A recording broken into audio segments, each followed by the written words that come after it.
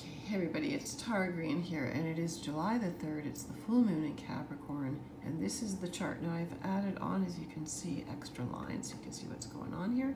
So here's the full moon here at 11 degrees of Capricorn. So if you have any planets, the sun, your rising sign, nodes, any planets around, I would say 10 to 15 degrees of Capricorn, you're going to feel the impact of this full moon much more strongly. So Capricorn is traditionally a sea goat. That was its original meaning, which means it's an earth and water-based animal. Now, full moons always extract our emotions, help us to come out of our emotions stronger, and so this full moon is no different. But Capricorns are notoriously known for not wanting to express their feelings very much. But right now, this is a peak emotional experience for Capricorns, for all earth signs. Earth is the body, it's the physical world, it's what we are accountable for, it's our career, it's our long-term goals. So we're here at the top of the mountain, kind of ready to express our emotions. If we've worked really hard, which Capricorns always do, they're extremely responsible under the rulership of the ring planet Saturn. This is a dichotomy, a pull between your family, Cancer, the sign of the mother, the nurturer, where we feel emotionally safe, where we protect the children, what feeds us. Literally, Cancer rules the stomach, Capricorn rules the knees and the bones, by the way. So this push-pull between family goodness, family feelings, family ability to express our feelings, the inner child. A lot of people are doing inner child trauma work, which is really great right now. Started in the 90s.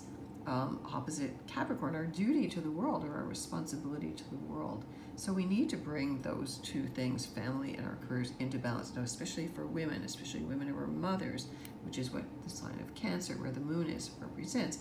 This is an especially difficult aspect. Now, Mercury, the planet of communications and thinking, has been in Cancer for a while, so our minds are not analyzing through our heads or through a detached air, which is normally the element of thinking, but through our emotions. So this is a good thing. We're combining our heads with our feelings, and then we can bring them into manifestation. Capricorn is always about manifesting things, you know? So do you feel you're feeling emotionally fulfilled in your job? Are you feeling emotionally fulfilled at home with your family, your children? This is a time where you state and you make real your emotional needs. Capricorn keeps it real. Always, okay? So in a mature way, stating what your needs are. Boundaries. Capricorn is boundaries, ruled by Saturn in Pisces here. Saturn is retrograde right now, where we can kind of get lost in la-la land, or illusion and delusion and projection. But also Saturn and Pisces' big lesson is to teach us boundaries, healthy boundaries, okay? If we're feeling like we're giving in too much to our family, if we're not stating our boundaries, if we're not being respected. Saturn is about respect, right? You want to state what your feelings are, what your emotional needs are, okay? So also think about what are your long-term goals in terms of your career, how you can feel more emotionally fulfilled, what you really want to bring to the table, okay? Now, so again, I mentioned Saturn, the ruler of this full moon here.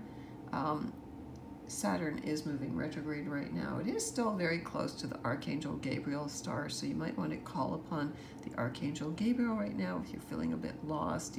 Pisces is the sign of illusion, projection, fog, a lot of dampness, a lot of water here up in Toronto, Canada.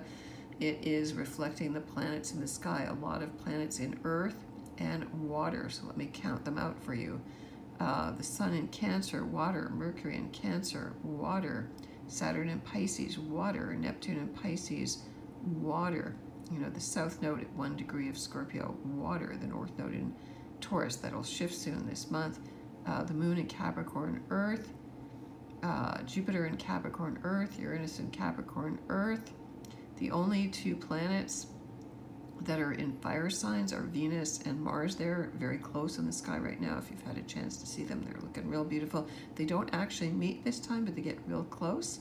And Lilith, the first woman, has also been very connected to Venus right now, and also Athena, the goddess of wisdom. So virtually there are no classical or transpersonal planets in air signs, although there is Ceres. I did a big talk yesterday for about 3 hours about the planetary aspects for the summer, and I said that there was no planets in air signs. That means the most of the usual planets that we use. But Ceres, the dwarf planet, is in Libra there, connected to something called the supergalactic center. So you want to think about, what your ideal relationships looks like. She is trining Vesta in Gemini. So Vesta is where we invest in our minds, in our relationships, and in our choices. Our choices are important, the choices we make and the choices we don't make. Now, there is also some grand fire trines here from Chiron and Aries. Chiron and Aries up here. This chart is set for Washington, D.C., so the ascendant here is Leo,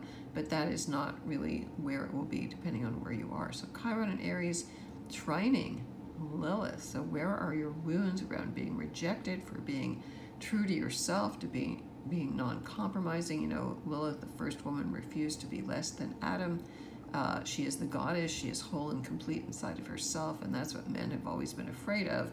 So this is where you maybe need to assert your need to stand up for yourself, to refuse to compromise unless you get treated with actual respect.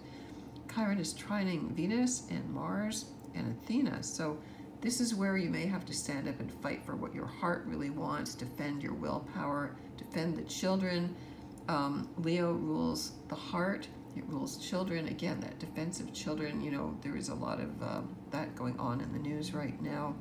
And then the interesting thing that's an ongoing long-term aspect here, Neptune at 27 degrees of Pisces is squaring the galactic center. Now, this is a point that I refer to a lot because it is the big black hole at the center of our galaxy. So this is an opportunity to really tune into some very, very high-level frequencies from the black hole, from the galactic center. It is a wormhole. So you want to do that right now. Let's see, the North Node again, moving backwards, almost at the last degree of Taurus here. And it is squaring Pluto at 29 Capricorn. So 29 Capricorn, Pluto is demolishing, going into the big power struggles. Right now you can see this going on in France.